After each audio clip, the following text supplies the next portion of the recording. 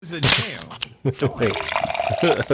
Welcome, ladies and gentlemen, to our. I'm gonna start calling this like the Sunday surprise, shawty. We don't ever really know if we're gonna go live on Sundays. All depends on how sober we are from a Saturday or what was going on Saturday. So we never really know. A lot of that. But we decided this is what 3 weeks in a row. You never. I mean, never know. This 3 weeks in a row though. We've gone live, man. So shout out to everybody, to the world tuning in. We appreciate y'all. Always remember, do what Norwood? Like, follow, subscribe, and go listen to the playlist. And tell a friend, folks. So y'all know what it is when it comes to the ATL edition. We talk about the Hawks, Dream, Braves, and Falcons. And before we do that, we do what? We do our pregame, a.k.a. our splashes of the week. We talk about some stuff, mainly baseball, that don't really matter for us per se, but it's normally something. To some people. I said to us. I said don't really matter to us per se. Like I don't care about the Yankees. Like I mean, it is what it is. Oh no. I love that. I put that there for a specific reason. I love to see Yankee pain. Every time I can see it, every time I can have that experience, I look for it. I seek it. But let's start out with WrestleMania, man. So Snoop Dogg is like, what is he called? America's favorite uncle? Like he is literally America's favorite uncle. Him or Shannon Sharp. Him or Shannon Sharp definitely. Shannon Sharp is not on Snoop Dogg's level of being America's favorite uncle. Not at all. Snoop Dogg crosses over. Everybody. Oh yeah. He's everybody's favorite uncle. Snoop is the most famous rapper of all time. I'm pretty sure of it. Yeah. I could say that. I could agree with that. There's anybody more recognizable than Snoop in rap. My grandma know who Snoop is. Yeah. I mean, you're right. Unless you want to go like Eminem, but Snoop. I mean, everybody knows who Snoop is. If Eminem walked by, a lot of my relatives might not know who Eminem is. What is happening in this? We're also watching the playoffs. It's playoffs. Yeah. 40 games and 40 nights. Y'all know how it is. The Suns are getting boat raced. Heaven. Huh? I said this is heaven. Basketball every night. Oh, yeah. My team plays not very well, so that's not great, but there is basketball every night. We'll get to the Hawks, man. Let's jump to this pregame. So, back to America's favorite Uncle Snoop, man. So, apparently there's a story of Snoop saving the WWE WrestleMania pay-per-view event in a total improv. Y'all take a listen. WWE from disaster. During WrestleMania, Shane McMahon made his return to have a surprise match with The Miz. And 5 seconds in, he tears his quad. So WWE is scrambling. The Miz is looking around like, what do I do? Pause. I have torn my quad before in high school. When I tell y'all that is a pain that you could never imagine, like, did you see his leg? I have experienced that where your quad tears off of your bone and rolls up. That, my friends, and it feels like you've pulled everything from your knee to your waist. Everything is pulled. Everything. And when I played high school football and I went to do a kickoff or something, and I was the dude was running down the sideline, and I was trying to catch him, and it was like somebody just took the backside of a hammer and just hit right above my knee. Bow! And that quad said, and I looked down, and the pad from my quad was like, you had to wear real pads when you were 9th grade. And that shit was like, I was like, oh my God. So for Shane McMahon here to tear his quad is crazy. Let's finish listening to it. Now, and Snoop Dogg, being the pro, just comes into the ring and punches Miz and hits the worst rock bottom I've ever seen to get the crowd hyped up and save the show. Wow, I didn't know that was improvised. Of all people. That's crazy. First off, Snoop has been in WrestleMania before. He's been in WrestleMania before, though. Yes, he is the GOAT, number one. Situational awareness. His Madden slider got to be 1,000. He's like, hold on, let me fix this real quick. Hold on, nephew. Boom, let me do this real quick. Everybody happy we get this man some medical attention. Flawless victory. Yeah, it's great when I ain't gonna say it's great because he got hurt, but it's great when you can see the behind the scenes, like when the show's going wrong. Like at the end of the day, wrestling is like putting on a giant play, right? And in the middle of the play, 5 seconds into like the big finale, the big intro, like Shane McMahon apparently was the big intro there. He made his return. You guys know when we were little, Shane McMahon was like Vince McMahon trying to fight Hunter Hearst Helmsley and all that other stuff. Makes his return after like umpteen years and tears his quad 5 seconds into the set. Snoop is dope for that, for even just climbing over. Shout out to security too, just letting him do it. Like, hey, something's wrong here. Hey, also, this is why they are professional athletes. Thank you. No, it's not. I've known many non-professional athletes that have torn their quad, pulled a hamstring, done all of that stuff. That don't make them professional athletes. They are in shape humans. They are in shape humans. They're not professional athletes. They are professional actors. I hope one Thank you, Josh. Thank you, Josh. Professional entertainers. I hope we run into a wrestler one day, and me and you at the same time, because I'm starting it early. And when he body slam you, I'm gonna just say thoughts and prayers. Again, you don't have to be an athlete to body slam somebody. She may body slam you. I've never said they're not athletes. They're not professional athletes. They're not professional athletes. Professional. No, they're not. No, they're not. Continue, man. But shout out to Snoop for saving the day. They are definitely not professionals, though. Also, I had this day before. I've had this day before. You can just go ahead, play the. So, shout out to the millennials. Taylor Rogers. This is how I felt many a days when you getting your ass kicked at work, and you're like, you know what? I'm just gonna start again tomorrow. Taylor Rogers decided to just throw his glove in the trash can after giving up 4 runs and 4 walks in 1 inning.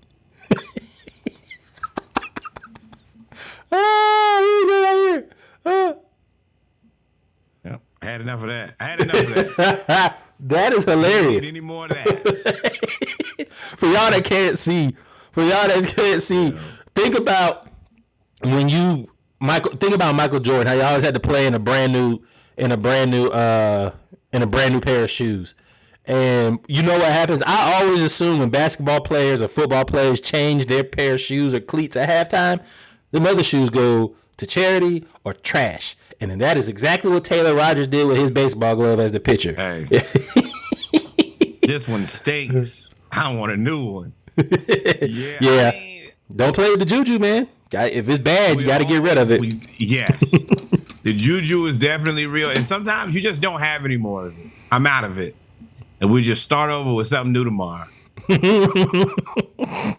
the thing is, I'm going to play it again. The thing is, he did it. It was just like so nonchalant. Like that was it. So he beat up. You know how baseball players get mad and like beat up He ain't go too crazy. He just punched the towels a little bit. He ain't take no bat to the cooler or nothing. But he was big, man. Look, and it looked like he was over it, but no, I'm not over it. I'm definitely not over it. Let me find something to hurt.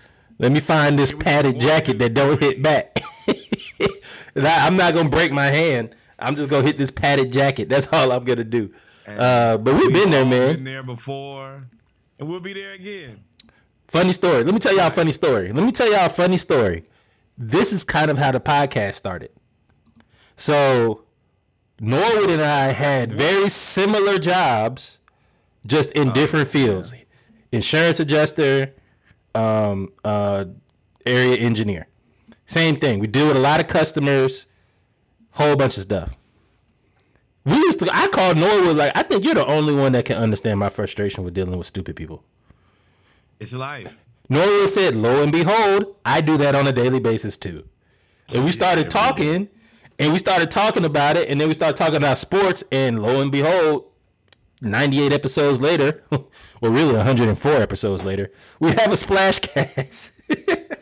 So shout out to stupid people, the sponsors of the Splashcast. Yes. Without you, none of this would be possible. Oh man. Boy. I love to see. I'm gonna make it racy. I don't care. I've had a little bit to drink. Lord, here we go. All right. We always show baseball. They show college baseball with somebody beating up on the HBCU. Like they scored 98 runs, or they cheated the HBCU, or they did something wild, crazy to the HBCU. They don't ever show like what happens like when PWIs fuck up. Until today, one of the wildest baseball plays you'll ever see: a ground ball turned into a grand slam off 3 errors. No hit. I don't know if I've ever heard of that. A no-hit grand slam. I don't know if I've ever heard of that. Let's play. Everybody got to go home. This is to the announcers, too. Softly on the infield, going up the line. Not in time. The toss goes over his head. 1 run scores. Another one comes around the bags. Oh, then it overthrew the catcher. Absolute chaos. The ball squirts away. And it's coming home. Oh, my goodness. It's an inside the Parker. What just happened? All y'all scholarship pulled. I'm going to tell y'all that right now. All scholarships will report to me on Monday. Or the day after this. Yeah, first of all, the second to last guy to score slid from forever and a day away. Also, all of you, as if I'm the manager of that team, I'm disgusted. I am truly disgusted. That's one of the worst baseball plays I've ever encountered. And I've watched a lot of baseball. This is as bad. This is as bad as it can be. This is the bottom. Now, sometimes you think, well, what's the worst case scenario? This is it. Ooh, Sneaky was a pharmacy tech. Like, this is, you know, when you used to get in trouble, you used to do something so stupid that your parents ain't even get mad. Like, you know, your parents used to get mad when you, but if you did something so dumb, they'd just be like, just go lay down. Just go lay down. That's what this coach gonna tell his team. Y'all just take the day off tomorrow. Just get on the bus, go home. I don't have anything to say. Guys gave up 4 runs. Yeah, 4-run, a 4-run no-hit grand slam. If anybody is not here next season, there should be no questions on any decisions I make going forward. You got to play. I would have played all the. You guys. I don't know how baseball rosters work in terms of high school, in terms of college, but I know if this were football or basketball, everybody would have been on the bench before they came out for the next whatever. Go on down. Hey, get down there to the end line. Toes on the line. Get down to the end line. Oh man, our coach used to be. We used to be at the back of the end zone when we did stuff like this. And our coach would just start talking to us and say, y'all gonna pay. And he would walk slowly all the way down. And while he was walking to the end of the field, our Coach Beatles would be like, chop him. We're gonna hit up downs until he gets to the end of the field. And then when he gets to the end of the field, you either had to bear crawl, run, roll, do whatever to the end of the field and back. And that's what they should have done. Between innings, he was like, hey man, give me about 10 minutes. These guys need to knock out some bear crawls real quick. They got to do. You have to pay immediately for that. And now you're on Sports Center for the world. Yeah, you are on Sports Center forever. Y'all got brothers who trying to explain that in their high schools right now. Yeah, your brother was out there for that play, wasn't he? Not everybody can get a scholarship. Oh, really? Have you seen this tape? All of them got scholarships. Or the dude who didn't make the team, boy, somewhere. Oh. Yeah. Hey, so as Norwood said, he loves violence. That's beautiful. Both figurative and literal. And here, the violence we are starting the violence. Shout out to the Yankees. Tied for the most runs allowed in first inning in Yankees history. Over 120 years. 9 runs in the first inning. They paid all that money. Paid all that money for that now? For that? As long as they ain't win the game, I'm cool. To the Twins again. No, they won today, excuse me. 10-6. Somebody said y'all broke a 120-year record in one inning? Yeah, and it's beautiful. Apparently, in inning 2, it was 11-0. At the time of this post, it was 11-0. Anytime the Yankees lose, I'm happy. Makes it the team that just ruined baseball. Well, them and the Dodgers. Wish I could get Georgia and the Yankees to play and lose on the same. I think that would give me so much strength. You see, the funny thing about being a Georgia fan, I wasn't even worried about Florida. I ain't worried about y'all. Ain't worried. Ain't no hate coming from me. Ain't no hate coming from me. Playing y'all gonna be like playing Kent State. That's all it's gonna be. Hey man, continue. You started it. Again, just like my friends today. I didn't start it. I don't ever start nothing. This is completely different. I don't never start nothing. But yeah, speaking of starting stuff. Hey, speaking of the Rays, man, the Rays 13-0. The only team in Major League Baseball history to have a better start than the Tampa Bay Devil Rays of 2023 was the St. Louis Maroons in 1884. Jesus. 13-0. I think they won again too. I think they're 14-0, 14 or 15-0. We were not playing baseball then. Not MLB. Nope. But shout out to the Devil Rays. They are actually number one in that conference. I mean, in that division in baseball. The Yankees. They are number one in baseball. Yes, they're 14-2 now. You don't know any of the players on their team because that's the whole thing. They were supposed to be terrible because they have nobody on their team. And they're proving that to be factually inaccurate. Congratulations. It is early though. They brought back the actual Devil Rays jersey, which is impressive. Now it is early though, and if you know anything about collapses, we're in the division with Mr. Collapse, aka the New York Mets, and they were the best team in baseball until they weren't. Live in the moment, Devil Rays. Yeah, man. But hey, man, it'll be interesting to see. Lucky enough to win a bunch of them early, you could probably, you might be able to just kind of float that thing into the playoffs. Lucky. Yeah, because the Yankees spent too much money to not be decent. Hey man, we love them in peril though. We surely do. We do. We do. Joy to my soul. Alex Anthopoulos. I don't know what you got to do. As long there's a few people off limits in this trade. Acuna, probably Matt Olson, Austin Riley.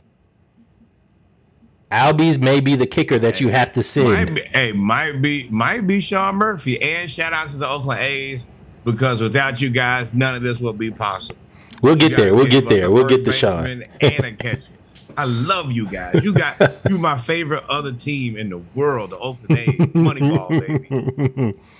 But Shohei Ohtani seems to be getting better, dog. He threw 7 scoreless innings at the time of this post, which was 4 days ago. His 2023 ERA is 0.47. His ERA in his last 10 games dating back to last year is 0.84. Opponents are batting 10% against him. It says batting 100. That's decimal. 10%. They're batting 10% against him, and he is batting 300. So for every hit that he allows, he gets 3. And if you remember, call back, he has a special glove being made because he's now pitching with both hands.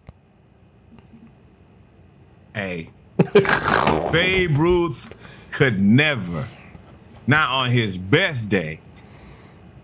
Y'all better pay me. I don't know what the record is for highest contract, but you better beat that by 15%. I'm going to tell you right now, You gonna pay me for 2 players.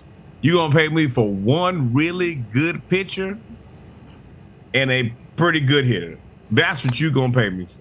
You know what's wild? They don't ever give him rest. Even when he doesn't play in the outfield and he doesn't pitch, they make him the designated hitter. Like he never gets any rest. I gotta come to work too much. Pay, yeah. Well, whoever the highest paid is before this, bro. Let me tell you right now. Yeah. That's probably you got to trade him though. If you're the Angels, you got to trade him. You can't. You'll have $1 billion in 2 players if you pay him what he's worth, or even anything close to what he's worth. And Mike Trout already on the $350 or whatever $1 million deal. If you trade him, there's only one place he can go. Nope, 2 places. 3. The Mets or the Yankees. Or the Dodgers. I mean, money is of no factor in college. Hey, the Mets spending that money, boy. Let me tell you, they spend so much money, it's grotesque.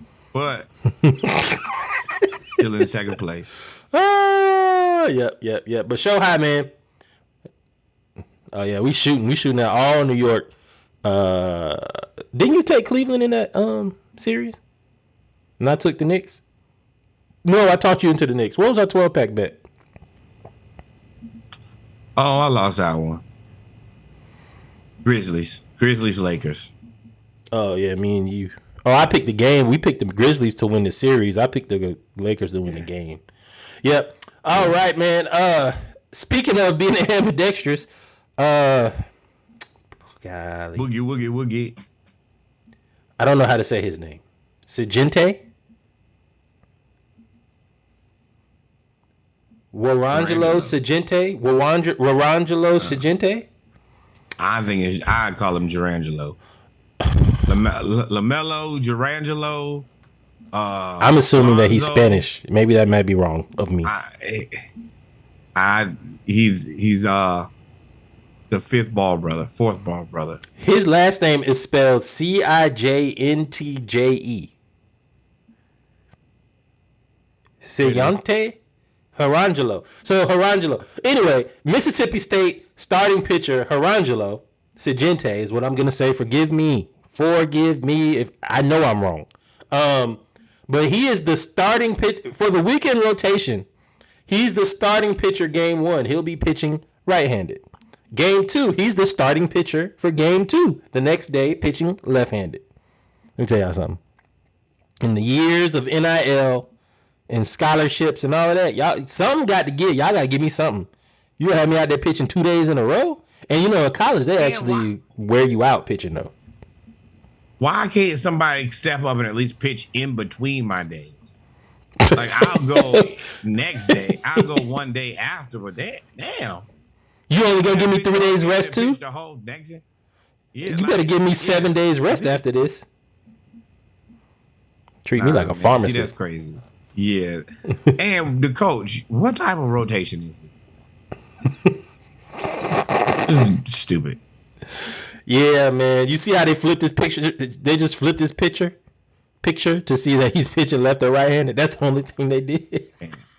I looked. I was like, oh, they got twins pitching. Hey, no, it's the same dude. Sports marketing. Y'all nailed this. Well done.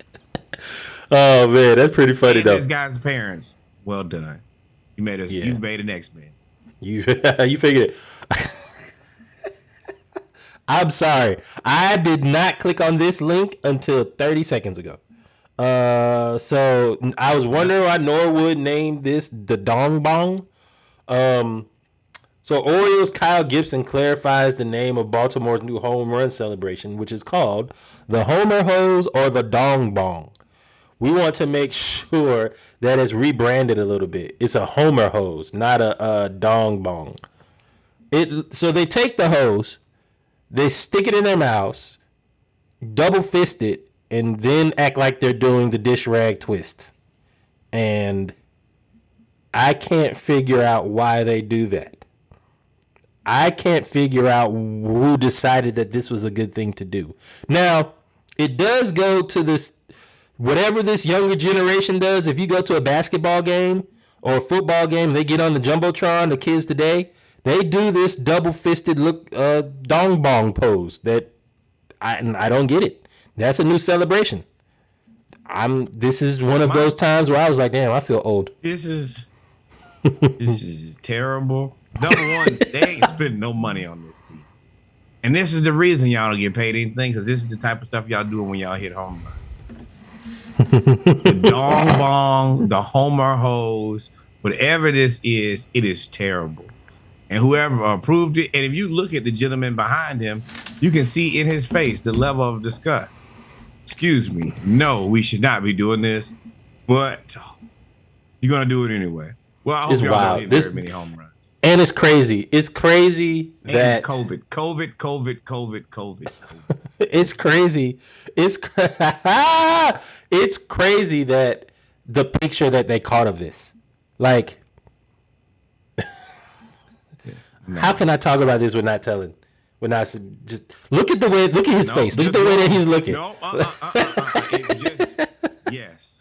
What did Bernie Mac say? What's the joke where Bernie Mac said, I had this chick a long time ago, gave me a head, and she kept looking at me? That's the face he making. See, I was just trying to get us on to the next segment. I ain't say nothing wrong. That's funny. You don't think so?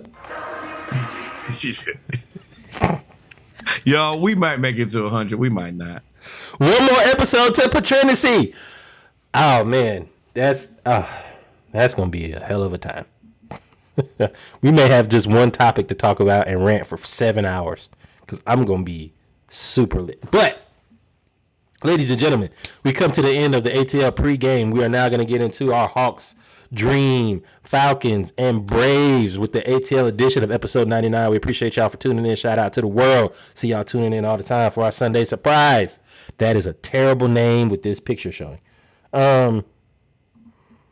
Let's get...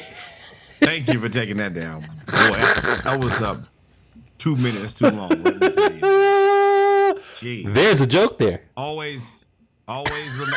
It's too late. Always remember, like, follow, subscribe. It will be. Tell a friend, like, follow, subscribe. And man, yeah, we spiraling. No dong bongs. Y'all stay safe. We'll be